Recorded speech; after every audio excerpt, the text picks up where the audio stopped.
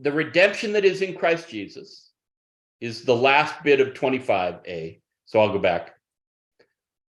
So 25 read, "For there is no distinction, since all have sinned and fall short of the glory of God. They are now justified by God's grace as a gift through the redemption that is in Christ Jesus."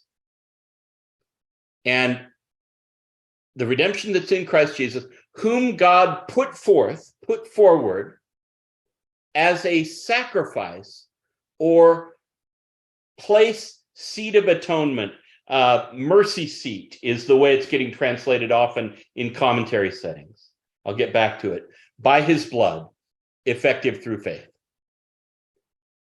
Now, hilasterion is the Greek word here. Hilasterion is, when we look at the Greek Old Testament, hilasterion is the cover to the Ark of the Covenant in Leviticus 16.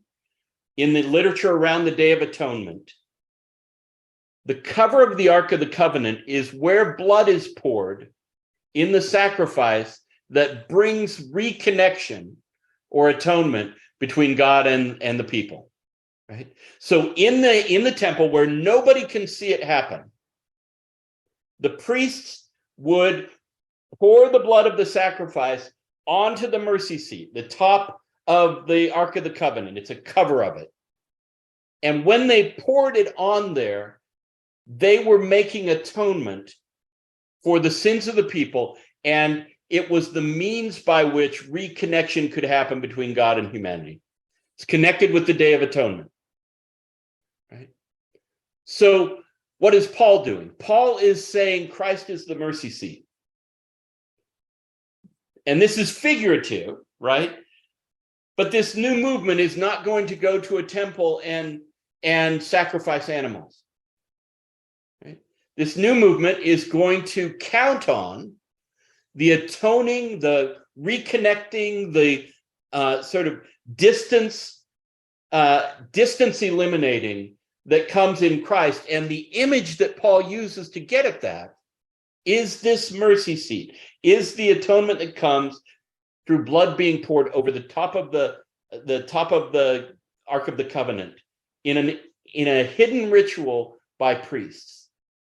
The difference for Paul is that Christ's version of this happens through his blood, but happens in everyone's seeing, in public, and is therefore, with all those righteousness of God is revealed or is manifest, with all those kinds of words, it's a very public and open thing that has been done.